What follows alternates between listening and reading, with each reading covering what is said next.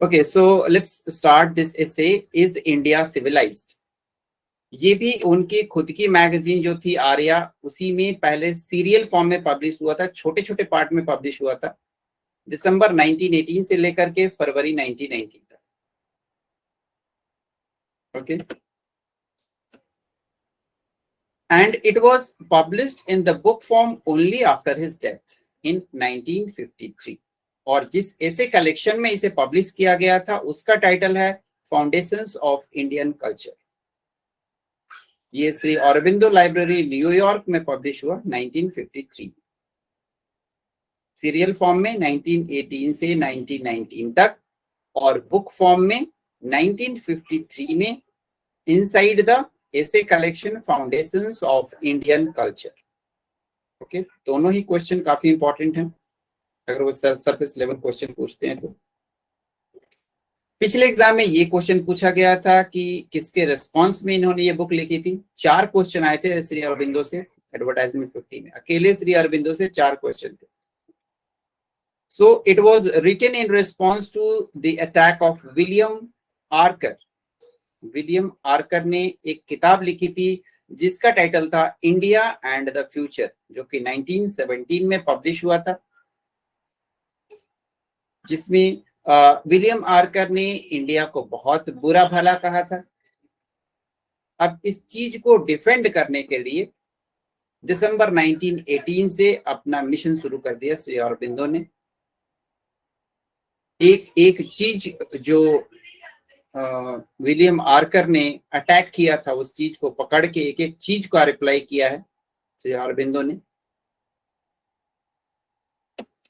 तो आप यहाँ पे हो सकता है कि अगले एग्जाम में ये पूछ दे कि विलियम आर्कर की कौन सी बुक थी जिसको अटैक किया है, जिसको डिफेंड किया है श्री अरबिंदो ने. तो आप याद कर लें, India and the future. This is the title of the book of William Archer which was published in 1970. हालांकि श्री अरबिंदो ऐसे पहले इंसान नहीं थे जिन्होंने विलियम आर्कर को रिप्लाई दिया था या डिफेंड किया था. उसके पहले ही एक इंडियन राइटर और भी हैं जिनका नाम है sir John Woodroffe. He is a scholar and writer on Indian philosophy. He has lived in India, although Indian है नहीं, he is Englishman only, but because English वाले इंडिया में रहते थे, it was a time of colonisation, तो वो रहते थे और उनका जो फेवरेट एरिया था वो इंडियन फिलॉसफी को स्टडी करना था. तो उन्होंने पहले ही जवाब दे दिया था अपनी किताब इज इंडिया सिविलाइज्ड में, having the same title. Sir John Woodruff की जो किताब है उसका भी टाइटल यही है, इज इंडिया सिविलाइज्ड. और ये किताब भी 1982 में पब्लिश हो गई थी अरबिंदो के ये मैगजीन में आने के पहले. तो अरबिंदो ने इस किताब को पढ़ा और इन्होंने कहा कि जो सर जॉन वुडरफ का प्रेजेंटेशन है उसे एम्पलीफाई करने की जरूरत है, because this is the western representation of the eastern. मतलब सर जॉन वुडरफ जो है वो वेस्टर्न है. हालांकि उन्होंने डिफेंड तो किया है लेकिन जिस तरह से करना चाहिए उस तरह से नहीं किया. तो इन्होंने कहा कि इसी बुक को मैं एक नए तरीके से प्रेजेंट करूंगा और मैं बताऊंगा कि इंडिया इज सिविलाइज्ड है कि नहीं है. तो he took the title from Sir John Woodruff's book, Is India Civilized?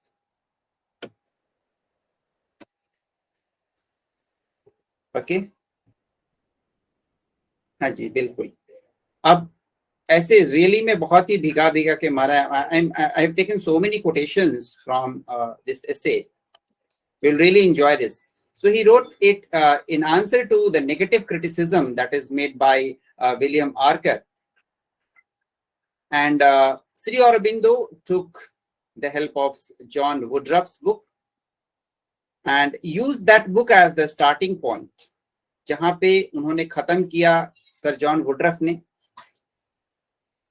उस वहां से इन्होंने स्टार्ट किया कि अब देखो अब क्या मैं बताता हूं कि इंडिया का सिविलाइजेशन क्या है. And then he is writing so many things about India on Indian art, architecture, history, literature, philosophy, सब कुछ हर चीज का एग्जाम्पल दिया है और बताया है कि सिविलाइजेशन क्या होता है और इंडिया का सिविलाइजेशन क्या है. लड़ गए अपने सिविलाइजेशन के लिए। ये होता है राइटर।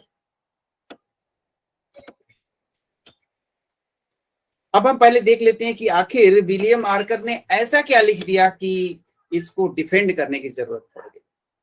कुछ तो बहुत ही ब्रूटल लिखा होगा, लेट अस सी, हमें समझने में इजी होगा। So he made an attack on first unity in India. India के अंदर यूनिटी नहीं है।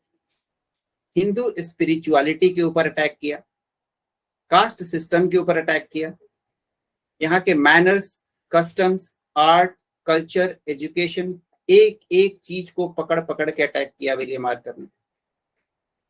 और जब उनकी बुक पब्लिश हुई 1917 में, तो जितने यूरोपियंस थे उन सबको लग रहा था कि इंडिया ऐसा ही है। तो Archer's view were considered typical of a general attitude. ये जनरल एटीट्यूड बन गया लोगों का, यूरोपियन माइंड का ये एटीट्यूड बन गया टुवर्ड्स इंडियन सिविलाइजेशन कि इंडिया का सिविलाइजेशन ऐसा ही। तो इस चीज को जवाब देना बहुत जरूरी था, बिकॉज जिस तरह से विलियम आर्कर ने इंडिया को गाली दी है, यहाँ पे यू कैन सी हियर, यहाँ पे कहते हैं William Archer, India achieve nothing of importance. कुछ भी इंपॉर्टेंट चीज अचीव नहीं किया इंडिया ने। India achieve nothing of importance, produced no great personalities. क्या तुम्हें पता है कितने पर्सनालिटीज इंडिया ने पैदा किए हैं? Produced no great personalities, was important. शर्म वाली बात है, इंपोर्टेंट वर्ड यूज कर दिया इंडिया के लिए। India was important in will and endeavour. Will power नहीं है, इंपोर्टेंट है। Her literature and art are barbaric. क्या वर्ड यूज किया? Her literature and art are barbaric and monstrous nullity, not equal even to the third rate work of Europe। क्या बात कर, third rate का भी नहीं है यूरोप के बराबर में, कंपैरिजन में। हर life story a long and dismal record of incompetence and failure। India की जो लाइफ स्टोरी है वो क्या बता रहे हैं? इनकॉम्पिटेंट है, फेलियर है। ये गाली से कम नहीं है, ये हमारे कल्चर के ऊपर अटैक है, हमारे सिविलाइजेशन के ऊपर अटैक है। तो जवाब देना तो बनता है। Now we will enjoy the reply of Shri Aurobindo. आपके रोंगटे खड़े हो जाएंगे जिस तरह से रिप्लाई दिया है श्री अरबिंदो ने इस ब्रूटल अटैक का। Okay, so in the beginning, Sri Aurobindo begins by stating unequivocally how a culture or civilization may be evaluated। पहले तो श्री अरबिंदो ने कहा कि पहले तो मुझे कोई ये बता दो कि किसी सिविलाइजेशन को मापना है तो वो कौन सा मापने का यंत्र है आपके पास, जिस यंत्र को लगा के आपने नाप लिया और कहा कि इंडिया जो है वो अनसिविलाइज्ड है। 1850 का ये जो टाइम चल रहा है, 1818 का जो टाइम चल रहा है, उस टाइम में कौन सा ऐसा यंत्र था? पहला सवाल तो यही पूछा है श्री अरबिंदो ने। And then he writes, a true happiness in this world is the right terrestrial aim of man. आजकल के जमाने में कहते हैं कि सबसे बड़ी जो चीज है वो हैप्पीनेस है, that is the right terrestrial aim of man. And true happiness lies in the finding and maintenance of natural harmony of spirit, mind and body। और ये असली खुशी जो है, ट्रू हैप्पीनेस है, ये कहते हैं कैसे आएगी? ये आएगी जब स्पिरिट, माइंड और body, means the spiritual connection के साथ साथ माइंड और बॉडी का कनेक्शन, और तीनों के अंदर, तीनों के आपस में, तीनों हार्मनी में हो। मतलब तीनों में एक भी कम पड़ गया तो ट्रू हैप्पीनेस नहीं आए। बहुत इंपॉर्टेंट सवाल है, यहाँ पे सवाल बन सकता है। According to Shri Aurobindo, 3 things are required to maintain a true happiness. One is spirit, mind and body. और फिर कहते हैं, a culture is to be valued to the extent to which it has discovered the right key of this harmony. अगर किसी culture को value करना है, value means मापना है, ये सिखा रहे हैं विलियम आर्कर को कि कल्चर को कैसे नापा जाता है। तुमने जो डेफिनेशन दिया है कल्चर को नापने का वो सटीक नहीं है। ये कह रहे हैं कि अगर किसी देश के कल्चर को नापना है तो पहले ये देखो कि उस देश के ये जो 3 एलिमेंट्स हैं हैप्पीनेस के, वो उसमें है कि नहीं है। उस कंट्री के अंदर स्पिरिट, माइंड और बॉडी जो है वो हार्मनी में है कि नहीं है। ये सही तरीका है किसी कल्चर को नापने का। So a culture is to be valued to the extent to which it has discovered the right key of this harmony and organized its expressive motives and movements. और ये जो हैप्पीनेस डेवलप किया है, इसको किस मोटिव से use किया है, किस मोटिव से एक्सप्रेस किया है, वो डिसाइड करेगा कि जो कंट्री है वो सिविलाइज्ड है कि नहीं। और यहाँ पे वो कहते हैं कि इंडिया एक ऐसी कंट्री है जहां पे स्पिरिचुअलिज्म अपने हाइट पे है, and the spiritualism of Indian men are quite higher than the Europeans. Europeans are indulge in materialism, sexuality, corruption, और तुम आके कहते हो कि भाई तुम्हारा कल्चर खराब है। And is asking a question to William Archer, दिखाओ तुम्हारे यहाँ कहाँ स्पिरिचुअलिज्म।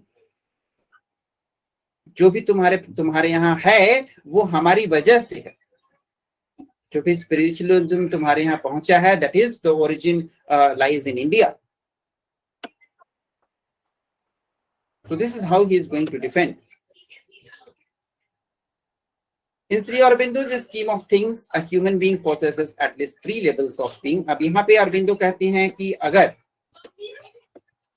हमें खुशी पानी है या फिर आप कहें मोक्ष पाना है, एक ट्रू सिविलाइजेशन पाना है, तो 3 चीजें जरूरी है। पहले भी इन्होंने कहा है स्पिरिट, माइंड एंड बॉडी, यहाँ पे सेम है, that is the physical, mental and spiritual. इसे कहा है स्कीम ऑफ थिंग्स।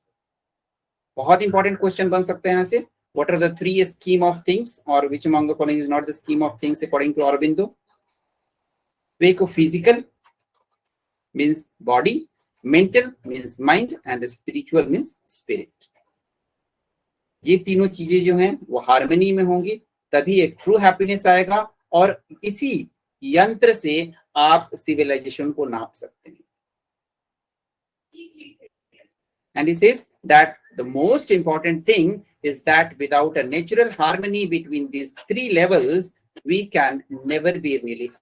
अगर इन तीनों में कोई भी एक नहीं है तो हमें रियल हैप्पीनेस नहीं मिलेगा। ओके, मजा आया होगा डिफेंस सुन के श्री अरबिंदो का। चलिए अभी और भी है। अभी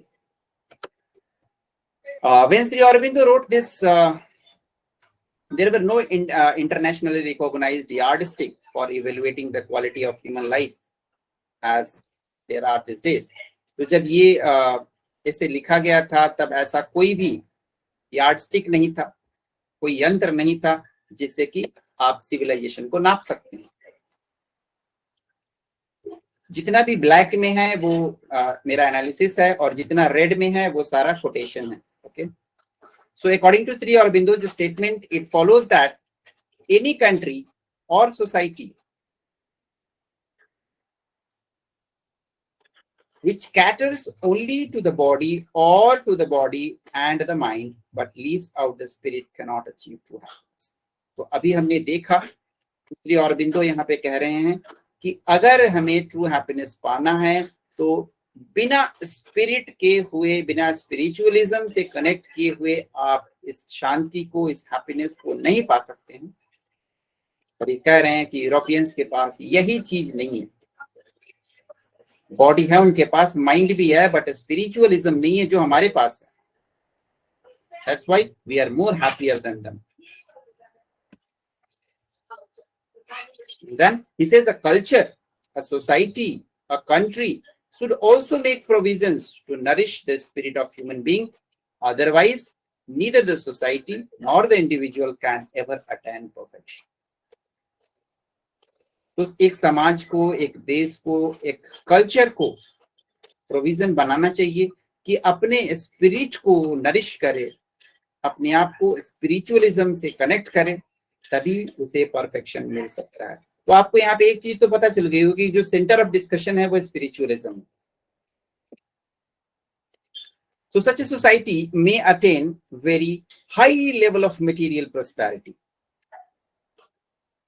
but it cannot attain or be conducive to true happiness. Such a society, एक ऐसी society may attain very high level of material prosperity. एक ऐसी सोसाइटी जिसके अंदर स्पिरिचुअलिज्म आ गया तो बहुत ऊंचा जाएगा वो society, very high level of material prosperity, but it cannot attain or be conducive to true happiness. अगर वो सोसाइटी में स्पिरिचुअलिज्म नहीं है तो that cannot get the true happiness. So our very nature is such that we cannot be truly happy until we have the opportunity to strive for perfection.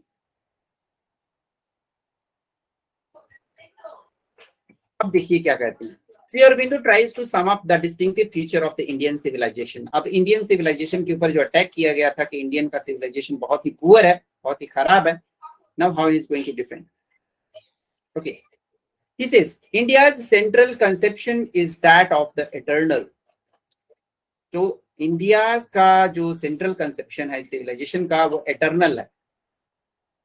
Eternal means अनंत है.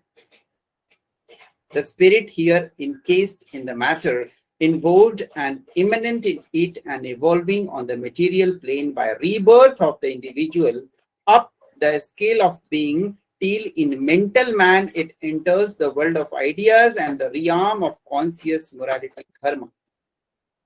अभी कह रहे हैं कि जो धर्म है, धर्म के ऊपर इंडिया का सिविलाइजेशन टिका हुआ है और धर्म हमारे लिए सबसे बड़ा मोरल वैल्यू है और इसके अंदर इतनी पावर है कि ये किसी भी इंडिविजुअल को दोबारा जिंदा कर सकता है, ये रीबर्थ कर सकता है. तो हमारे सिविलाइजेशन को देखना है तो पहले हमारे धर्म को देखो. And he says dharma is nothing but a system that leads us on the path of spiritual progress. क्योंकि सेंटर ऑफ डिस्कशन यहाँ पे स्पिरिचुअलिज्म है और उसको पाने के लिए धर्म से जुड़ना बहुत जरूरी है. So he says that the notion of progress in India is primarily spiritual. It is this that makes India special and distinct. हम स्पेशल इसलिए हैं क्योंकि हमारे पास स्पिरिचुअल पावर है, हमारे पास एक धर्म है जो कि हमें इन तीनों चीजों से कनेक्ट कर सकता है. नाउ अब ये पूरा जो पेज है, it's a complete direct quotation I have taken from the original text. Now if you pause for a minute and ask how come people in India decided that the realization of the spirit or the self was the most important thing to do, that is the purpose of our birth. What made the Indians think this way? अभी एक सवाल पूछते हैं यहाँ पे कि हम थोड़ा सा एक पॉज लेते हैं 1 मिनट के लिए और ये पूछते हैं, ask how come people in India decided, Bharat के लोगों ने वो कैसे डिसाइड किया कि रियलाइजेशन ऑफ स्पिरिट, स्पिरिट का रियलाइजेशन और ऑफ द सेल्फ, सेल्फ का रियलाइजेशन, स्पिरिचुअलिज्म का रियलाइजेशन या सेल्फ का realisation was the most important thing. पूछ रहे हैं कि हाउ, लोगों को कैसे पता चला कि स्पिरिचुअलिज्म का रियलाइजेशन और सेल्फ का रियलाइजेशन हमारे लिए सबसे ज्यादा इंपॉर्टेंट है और हमारे जिंदगी का पर्पस ही यही है. The purpose of life is self realisation और कनेक्शन विद स्पिरिचुअलिज्म. तो वो कौन सी चीज थी जिसने इंडियन को ये सोचने पे मजबूर किया? फिर वो बात करते हैं, go and long back, talk about the history. It seems to me that long ago the best minds in India discovered, बहुत पहले की बात कर रहे हैं जब साधु महात्माओं का समय हुआ करता था, तो long ago the best minds in India discovered that it was not very difficult to sustain life in this subcontinent. इस सब कॉन्टिनेंट में सस्टेन करना, जिंदगी जीना बहुत मुश्किल नहीं था. It was not very difficult to take care of all of one's bodily needs and necessities. हमारे पूर्वजों ने कहा कि यहाँ पे अपनी आवश्यकताओं को पूर्ति करने के लिए ज्यादा मेहनत करने की जरूरत नहीं है. क्यों? Because they lived on fruits, they lived on roots. वो फल खाते थे और रूट्स खाते थे. They lived on fruits and roots. They bathed in flowing streams, नहाने के लिए जो नदियां बहती थी उसमें नहा लेते थे, जो पेड़ पे फल उगते थे उसको खा लेते थे। तो मुश्किल क्या है, सब कुछ तो है नेचर में। So they lived in harmony with nature, इसलिए वो खुद को नेचर से कनेक्ट कर पाए। Similarly it was not very difficult to make a hut, और रहने के लिए हट बनाना भी मुश्किल नहीं था उनके लिए, एक झोपड़ी बनाना कोई मुश्किल नहीं था, a cottage or a hermitage, nature provided enough. So they retired into the forest, devoted themselves to contemplating the eternal truths। और यही रीजन है कि हमारे जो एंसेस्टर्स हैं, अपने आप को जो उनका पर्पस था नेचर से कनेक्ट होने का, स्पिरिचुअलिज्म का, एटर्नल ट्रूथ पाने का, यही रीजन है कि वो घर बार छोड़ के आराम से जाके जंगल में रहते थे, एक झोपड़ी बनाते थे, फल खाते थे और नदी में नहाते थे। तो ये जवाब हुआ इनके खुद के क्वेश्चन का।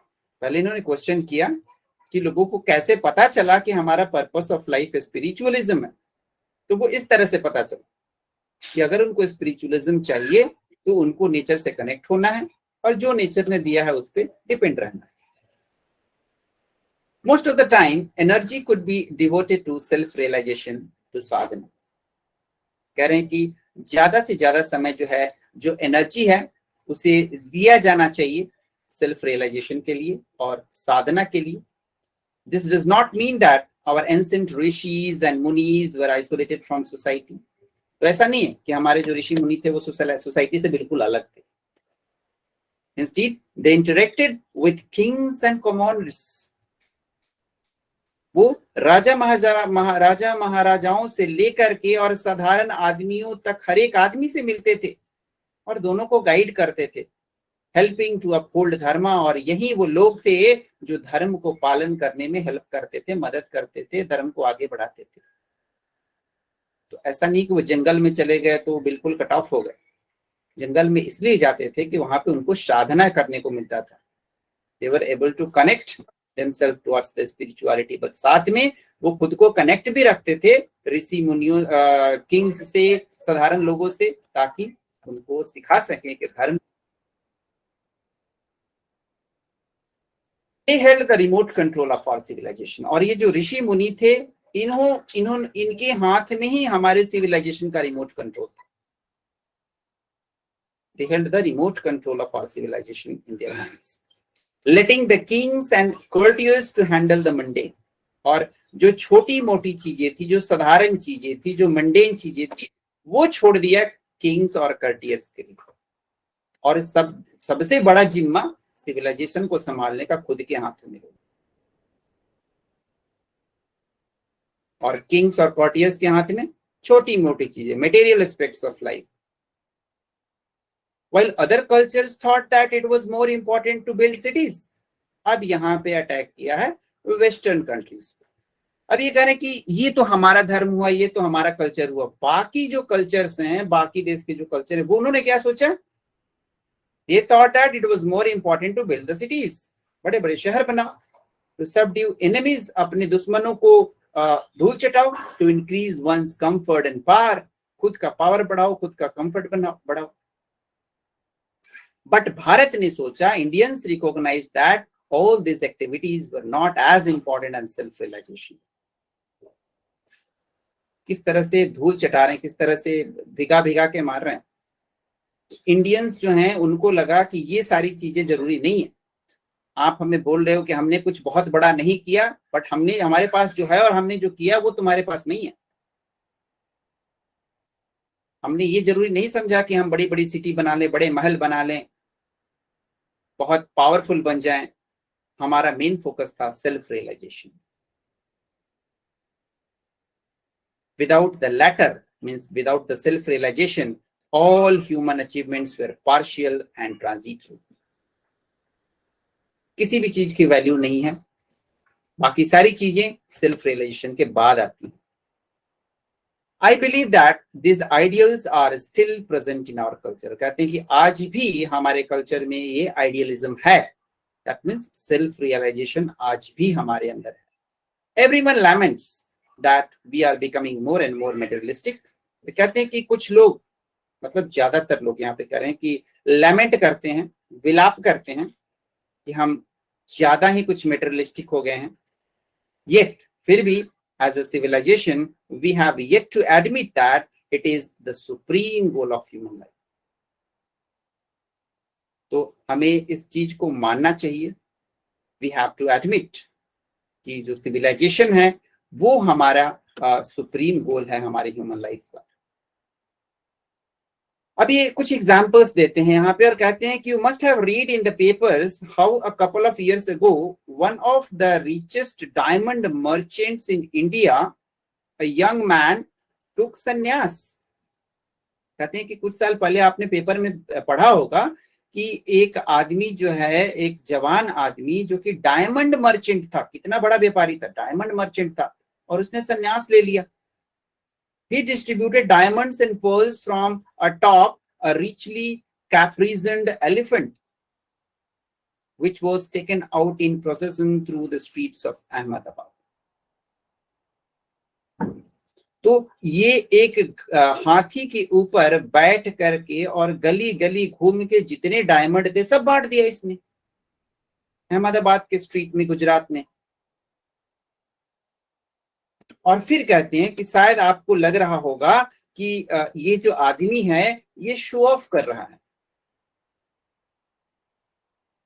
ये स्पिरिचुअलिज्म से इसका कोई लेना देना नहीं है, ये शो ऑफ करने के लिए आदमी पे, हाथी पे, सजी हुई हाथी पे बैठ करके और अपने हीरे बांट रहा है, तो ये अपना एक्सपोजर कर रहा है, शो ऑफ कर रहा है। तो he is telling now you may or may not approve of such ostentation. Ostentation का मतलब होता है शो ऑफ। तो शायद आप इस चीज को अप्रूव कर भी सकते हैं और नहीं भी कर सकते हैं, आपको डाउट हो सकता है कि शो ऑफ कर रहा होगा, but the idea was that the life he was about to embrace was superior to all the wealth and riches that he had accumulated। कहते हैं कि जिस चीज से वो अपने आप को कनेक्ट करने वाला था वो इस धन दौलत से बहुत बड़ा था। That is, renunciation was superior to accumulation। जो परित्याग है, जो renunciation है, that was much more superior than accumulation of wealth। और फिर कहते हैं कि ये जो डायमंड मर्चेंट था वो एक जैन था। The diamond merchant was a Jain, but all the religious traditions of this country, I think, share his outlook to the world। इस कंट्री के जितने रिलीजियस ट्रेडिशंस हैं, इस आउटलुक को शेयर करना चाहिए, पूरे दुनिया को दिखाना चाहिए। How else can you explain. और दूसरा एग्जाम्पल देते हैं, इस चीज को कैसे एक्सप्लेन करोगे कि सिद्धार्थ ने अपना सारा धन दौलत, घर बार सब छोड़ के, महल छोड़ के, और अल्टीमेट ट्रूथ की तरफ निकल पड़ा। इसको कैसे आप सफाई दोगे। तो यहाँ दो एग्जाम्पल दिया, एक इस जैन का दिया है और दूसरा सिद्धार्थ का दिया है, कि दोनों ही लोग जो हैं एक रेनंसिएशन के लिए, परित्याग करके जीवन को मोक्ष पाने के लिए, स्पिरिचुअलिज्म से कनेक्ट होने के लिए सब कुछ त्याग किया। So all this means that in India we do not consider the satisfaction of bodily or mental needs। अब यहाँ पे अटैक किया है, विलियम आर्कर ने कहा था कि we are mentally and bodily more superior than Indians. अब उस चीज को यहाँ पे पकड़ के एक एक लाइन पे इनको धोया है अच्छे से, कहा है कि all this means that in India we do not consider the satisfaction of bodily और मेंटल नीड्स। हमारे लिए ये जरूरी नहीं है कि हमारी शारीरिक आवश्यकताओं की पूर्ति हो जाए या मानसिक आवश्यकताओं की पूर्ति हो जाए, बट हमारा तो पर्पस है spiritualism, that the soul purpose, the highest aim of life is spiritualism. Okay, अब ये कहते हैं कि यूरोप ने क्या किया। Now Shri Aurobindo says that there are countries and cultures which are effete. ये कहते हैं कि कुछ कंट्री जो हैं वो हमसे भी पीछे हैं, and they are led by even opposite conception of human life. और एक ह्यूमन लाइफ का पर्पस क्या होता है, उनका बिल्कुल ऑपोजिट दिमाग चलता है, ऑपोजिट कंसेप्शन है, विचार ही बिल्कुल अलग है। क्या विचार है, what is the purpose of life of this countries. Since some centuries Europe has become material. जो यूरोप है वो अब मटेरियलिस्टिक हो गया है, इसका काम जो है वो केवल रुपयों पैसों पे फोकस हो गया है। Now they are predatory, they are non vegetarians, they are not dependent on nature. Now they are destroying the nature. They are aggressive and has lost the harmony of the inner and outer man. और उनका जो harmony है, जिस harmony की यहाँ पे बात चल रही है, एक अंतरात्मा की, वो हार्मनी उनके अंदर नहीं, which is the true meaning of civilization. और ये एक ट्रू मीनिंग है सिविलाइजेशन का। इसी तरह से सिविलाइजेशन को आंकना चाहिए and the efficient condition of A true progress. ये चीज इन देशों में नहीं है, इन यूरोपियन कंट्रीज में नहीं है, इसलिए ये यूरोपियन कंट्रीज हमसे भी पीछे हैं। ये इनका तर्क है। और ये कहते हैं कि अगर तुम लोगों को लगता है कि Christianity is more superior than Hinduism, तो आप ये जान लो कि क्रिश्चियनिटी का ओरिजिन भी एशिया से आया हुआ है। Asia is the origin of Christianity. तो तुम्हारे यहाँ जो भी शांति है, जो भी थोड़ा बचा हुआ है, उसका जो ओरिजिन है वो हम ही है।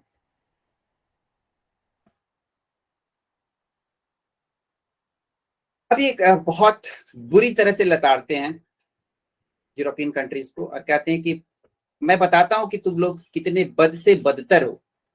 Since the 15th century Europeans have overrun our earth.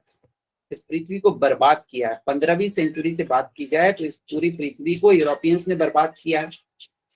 Destroying entire civilisation, सारे सिविलाइजेशन को डिस्ट्रॉय किया है। किलिंग ऑफ पॉपुलेशन, कितने लोगों को मारा है, कितने कॉन्टिनेंट्स को कोलोनाइज किया है, कितने लोगों को सबड्यू किया है, कितने लोगों को स्लेव बनाया है, कितने लड़ाइयां की हैं, कितने टेरिटरीज को कंकर किया है एंड सो ऑन। तो बर्बाद तो यूरोपियन ने किया है। आप बोल रहे हो कि इंडियन का सिविलाइजेशन खराब है। The entire history of humankind has never witnessed the scale and degree of violence that modern Europe unleashed on the rest of the world. वही कह रहे हैं कि पूरी हिस्ट्री में लगा लो, जब से उत्पत्ति हुई है ह्यूमन काइंड की, in the entire history of human kind, ऐसा दर्दनाक वायलेंस जो यूरोपियंस ने किया है कभी नहीं देखा गया। और एग्जाम्पल देते हैं, what they did to Africa. क्या किया अफ्रीका के साथ, South America, to the native communities of North America, to India, South East Asia, China and so on. सबको बर्बाद किया इन्होंने। And everything is well recorded in the history. और आप बात करने चले हो इंडिया का सिविलाइजेशन खराब है। All along Europe considered itself to be the most civilized part of the world. The leader, the carrier of enlightenment. How ironic. कहते हैं कि कितना ironic है कि जो यूरोप है वो कहता है कि हम most civilized part of the world. He is telling this kind of ideology of William Archer is an ironic.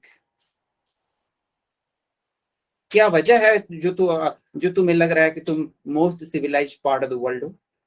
क्या ऐसा काम किया तुमने? Does the essence of civilization lie in killing others?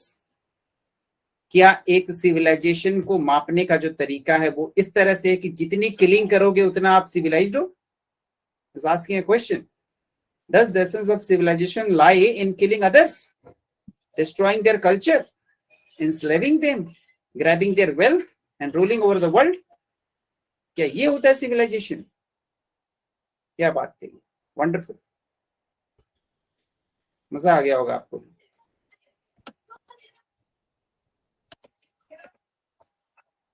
So Sri Aurobindo believes that each nation is a Shakti or power of the evolving spirit in humanity and lives by the principles which it embodies.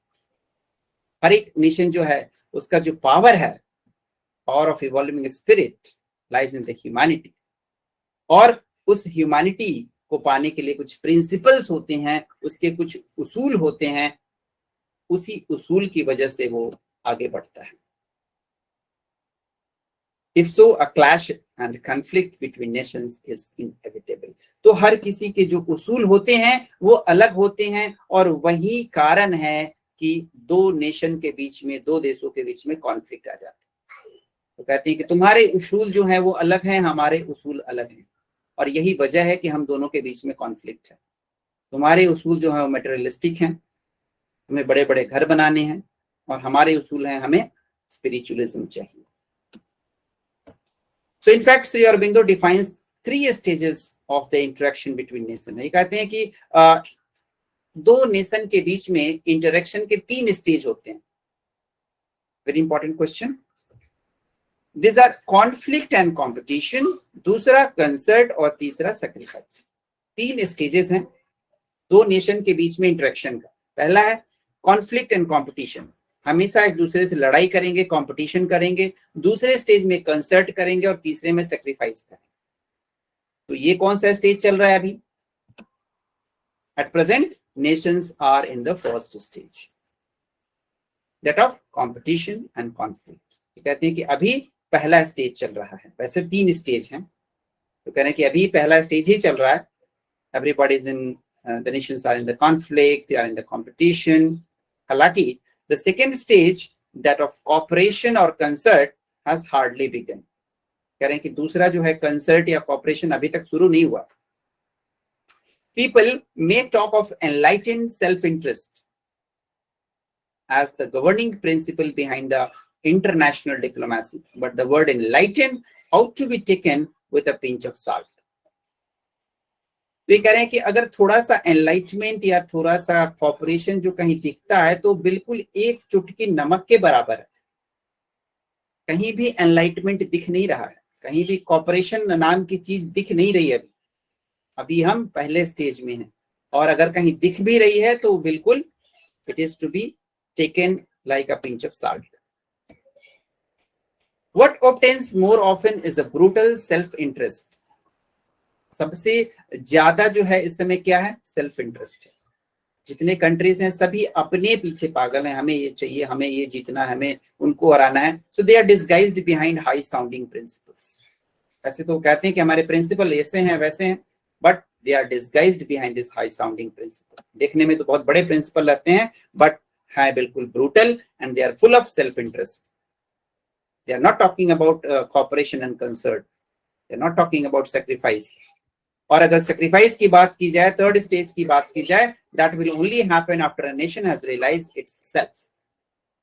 ये कह रहे हैं कि तीसरा stage तो बहुत दूर की बात है, और ये तो तब होगा जब हमें सेल्फ रियलाइजेशन हो जाएगा, एक नेशन को पता चलेगा कि वो क्या है। At present, only individuals have attained the high degree of realization which allows them to sacrifice themselves for the good of others. कह रहे हैं कि अभी प्रेजेंट में जो लोग हैं यहाँ पे केवल एक ही रियलाइजेशन इनके पास जो उनको अलाउ करता है to sacrifice themselves for the good of others. वो दूसरे के अच्छे के लिए सेक्रीफाइस कर सकते हैं, बस इतना ही रियलाइजेशन है अभी लोगों के पास। तो ये केवल इंडिविजुअल के पास है, अभी नेशन के पास नहीं है। It is not lying with the nation.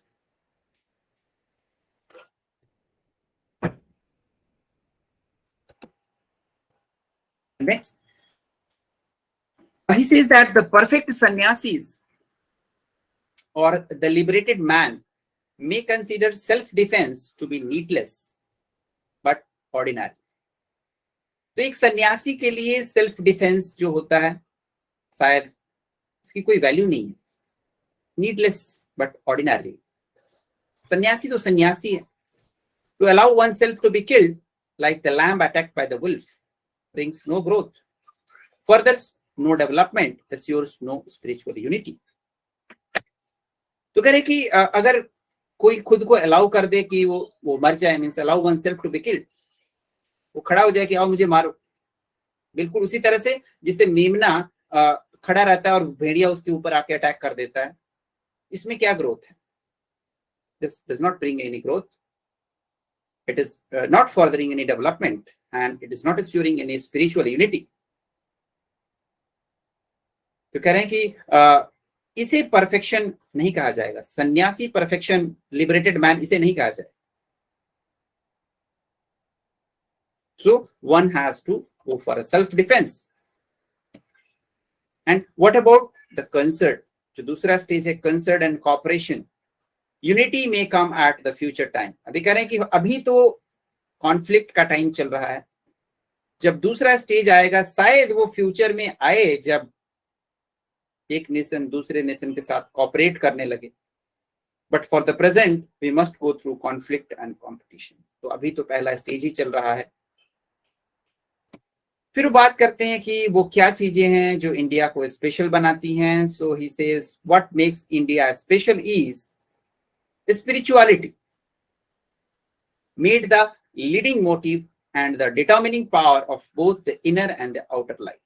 ये कहते हैं कि इंडिया की जो स्पिरिचुअलिटी है वही लीडिंग मोटिव है, सबसे आगे मोटिवेशन है इंडिया को सुपर पावर बनाने का, which is quite different from spirituality suppressed, allowed only under disguises or brought in as a minor power।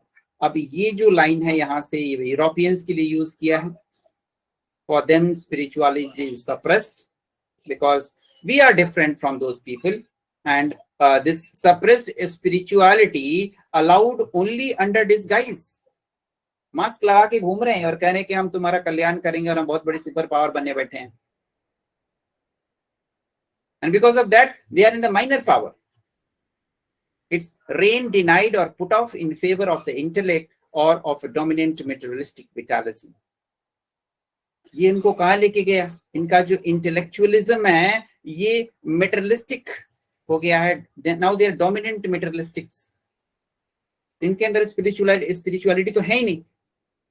So he says, in other words, many other nations of Asia from Turkey to Japan have grown rationalistic and materialistic। Turkey से लेके Japan तक जो दूसरे Asian countries हैं, they have also grown rationalistic and materialistic। India alone is still obstinately recalcitrant। recalcitrant एक ऐसा word है जिसमें कि जो अथॉरिटी होती है रियलाइजेशन की, वो कह रहे हैं कि इंडिया के पास अकेली ऐसी अथॉरिटी है कि वो स्पिरिचुअलिज्म को अटेन कर सकता है, बाकी किसी एशियन कंट्री के पास भी ऐसा चीज नहीं है जो इंडिया के पास है। ओके, सो इन दिस मार रहा है। Okay great, so let's continue.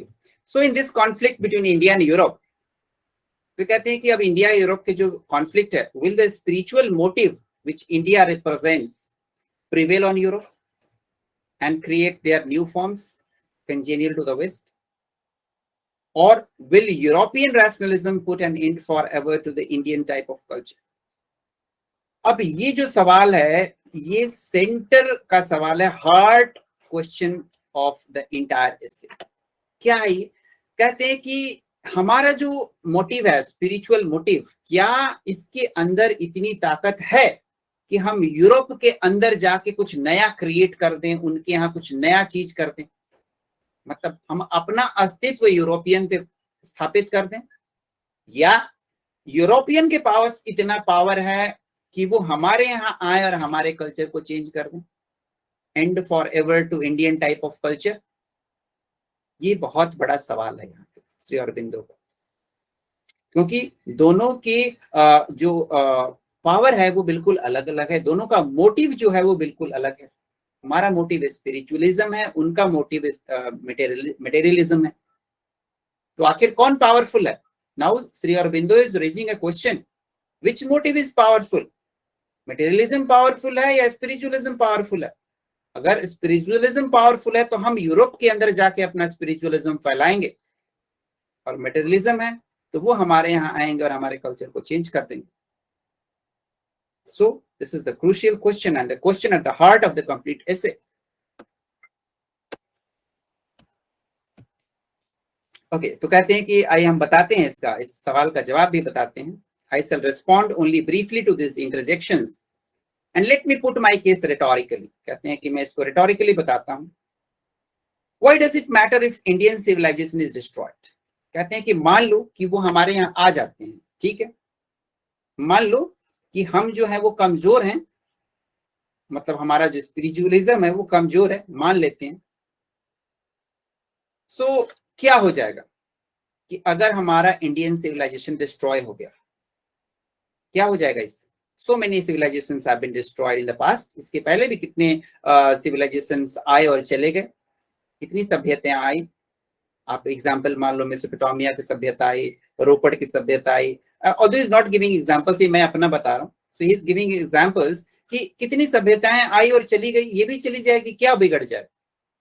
Why not let this one be destroyed too, चलो इसको भी डिस्ट्रॉय होने दो। Actually that is what this objections really imply, but they don't say so clearly. कहते हैं कि वैसे चाहते तो यूरोपियंस यही है कि हमारी सभ्यता जो है वो डिस्ट्रॉय हो जाए, बट ऐसा वो क्लियरली कहते नहीं है। If that is what we believe, then that is what will happen. अगर हम इस चीज को मान लेते हैं कि वो चाहते क्या है, तो वही होगा। वो चाहते हैं कि हमारा सिविलाइजेशन डिस्ट्रॉय हो जाए, और वो एक दिन हो जाए। अब वो कहते हैं कि अब it will happen by default, और ये कैसे हो जाएगा हमें पता भी नहीं चलेगा। We will not do it deliberately, हम जानबूझ के अपने सिविलाइजेशन को खराब नहीं करेंगे, ये बाय डिफॉल्ट हो जाएगा, अपने आप हो जाएगा। क्यों? Because so many of us are already devoting our energies to destroying our culture. अब खुद के लोगों पे अटैक कर रहे हैं कि हमें सोचने की जरूरत है कि हम अपने सिविलाइजेशन को कैसे बचा के रखें। तो कह रहे हैं कि so many of us are already devoting our energies to destroy our culture, our civilization. So what is new about it? इसमें नया क्या है? कहते हैं कि एक लैटिन अमेरिका में प्रोवर्ब है, there is a Latin American proverb which comes to mind, when the axe come to cut the trees, some trees say that the handle is one of us. कुल्हाड़ी जब पेड़ को काटने आती है तो एक पेड़ दूसरे पेड़ से कहता है कि इस कुल्हाड़ी की जो डंडी है वो तो हमारे से ही बनी है, और यही हमें आके काट रहा है।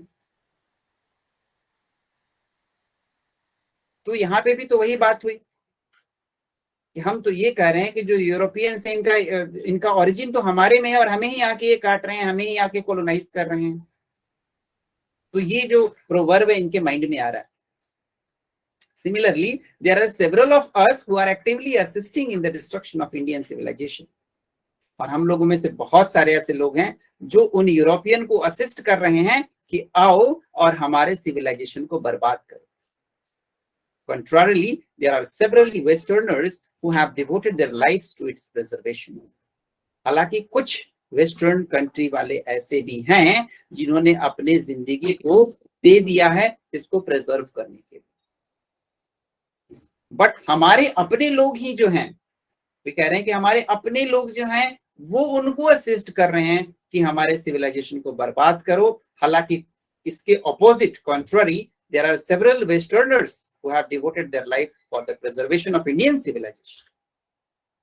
तो यहाँ पे कुछ इंडियन लोगों को भी यहाँ पे इन्होंने निशाने पे लिया है,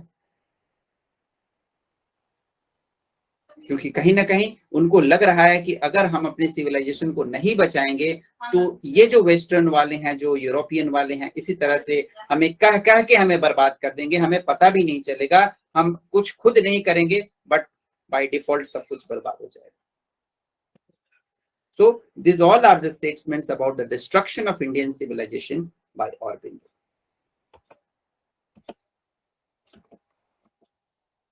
So the question is not that of us versus them. अब ये कहते हैं कि सवाल ये नहीं है कि हम क्या हैं और तुम क्या हो, but about two competing and conflicting value system.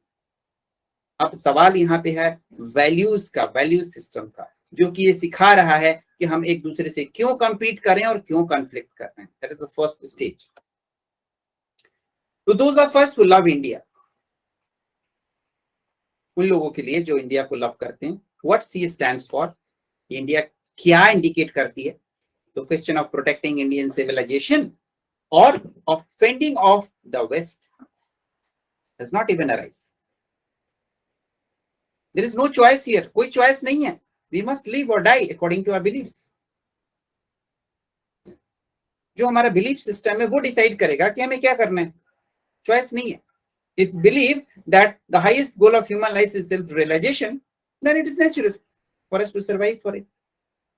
अगर लोगों को लगता है कि सेल्फ रियलाइजेशन जो है वही मेन है, so that's it, that's our belief system. We don't need any special inducement or incentive to work for this idea. हमें कोई इंड्यूसमेंट नहीं चाहिए, कोई प्रलोभन नहीं चाहिए, कोई इंसेंटिव नहीं चाहिए। अगर हमने इस चीज को मान लिया है तो हम इस चीज के लिए स्ट्राइव करेंगे। सो it is all about the belief system. And he says to me, every Indian has the potential to be a spiritual seeker. हर एक इंडियन के पास पोटेंशियल है स्पिरिचुअलिज्म पाने का, साधक बनने का, साधक और साधिका, whether we realize it or not, but हमारे अंदर है. It is believed that this is Punya Bhumi, a holy land where every inch of soil has been irradiated by the tapas or the tapas of our seers and mahatmas. हमारे ऋषि मुनियों के तप से हमारी जो मिट्टी है उसको सींचा गया है, एक एक इंच को सींचा गया है. And that is the reason हमारा जो लैंड है इट्स अ होली लैंड, और इस लैंड पे रहने वाला हर एक आदमी जो है वो साधक और साधिका है, और उसके अंदर पोटेंशियल है उस चीज को सीख करने का, उस चीज को अचीव करने. So it is our very blood to walk this path. ये हमारे खून में है. It is natural for us, और हमारा ये नेचुरल क्वालिटी है, खून में बसा हुआ हमारा spiritualism.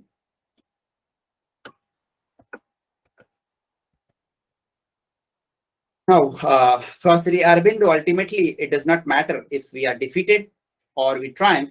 What is important is to uphold the life that we believe. तो ये important ये नहीं है कि हम हार जाएंगे या हम जीत जाएंगे, किसकी सिविलाइजेशन जीतेगा, किसकी सिविलाइजेशन हारेगा. बात ये है कि हमारा बिलीफ सिस्टम क्या है, हम चाहते क्या हैं. So now, let's talk about the concluding paragraph of this section, this essay. So Sri Aurobindo explains what he means by aggressive spirituality. India must defend herself by reshaping her cultural forms. अभी कहते हैं कि भारत को defend करने की जरूरत है. India must defend herself by reshaping her cultural forms to express more powerfully, intimately and perfectly her ancient ideal. जो हमारी प्राचीन परंपराएं हैं उसको संभालने की जरूरत है, बचाने की जरूरत है, और उसको पावरफुली एक्सप्रेस करने की जरूरत है. हमारा जो कल्चरल फॉर्म्स है, we have to express itself more powerfully, तभी सामने वाले का मुंह बंद होगा. This is what he is doing here in this essay. He is trying to express all the idealism and culture of India very powerfully, intimately and perfectly. Our aggression must lead the waves of light. और हमारा जो culture का aggression है उसके अंदर इतनी ताकत होनी चाहिए that it will lead the waves of light, thus liberated in triumph and self-expanding. It is liberating and triumphant and it's self-expanding. खुद ही expand हो रहा है, rounds all over the world, which it once possessed or at least enlightened in far off ages. एक समय था जब हमने हर एक चीज को पोजेस किया हुआ था और हम पूरी दुनिया को प्रकाशित कर रहे थे. उस चीज को फिर से हमें एक्सप्रेस करने की जरूरत है और हमें अपने कल्चर को डिफेंड करने की जरूरत है. And the last paragraph of the essay finally ends on A note of hope and optimism for those who dislike conflicts. जो लोग कॉन्फ्लिक्ट नहीं चाहते हैं उनके लिए स्ट्रेंजर लिखते हैं, an appearance of conflict must be admitted for a time. हमें ये मानना पड़ेगा कि अभी कॉन्फ्लिक्ट है. Appearance of conflict is there for as long as the attack of an opposite culture continues. But later this very conflict, because it will help to bring out the best in us. ये जो conflict है, अगर ये conflict नहीं होता तो हम अपना बेस्ट नहीं दे पाते या बेस्ट प्रेजेंट नहीं कर पाते. ये कहने कि कॉन्फ्लिक्ट है तभी मैं यहाँ पे आके बता रहा हूँ कि हमारा कल्चर क्या है, तो ये कॉन्फ्लिक्ट भी जरूरी है. This very conflict, because it will help to bring out the best in us and in our adversaries, will culminate in the beginning of a concert on a higher plane. अब यहाँ पे जो last line है ये एक optimistic line है जहां पे कह रहे हैं कि शायद ये जो हम प्रोजेक्ट कर रहे हैं अपनी बात को, इसका रिजल्ट क्या होगा, इसका कल्मिनेशन क्या होगा, that will be the beginning of the second stage, जो कि कंसर्ट है, जो कि कॉपरेशन है ऑन अ हायर प्लेन. एक ऊंचे स्तर पे जाके एक नया स्थान मिलेगा और शायद अभी जो कॉन्फ्लिक्ट और कंपटीशन चल रहा है ये कंसर्ट एंड कॉपरेशन में बदल जाएगा. तो यही कारण है कि यहाँ पे अपनी बात को रख रहे हैं. And this is the end of the essay. I think it was very long. Long तो बहुत है, मैंने long बना दिया इसको, but you must have enjoyed it a lot. Okay, so that's it about today's class. Very sure it must have been very interesting.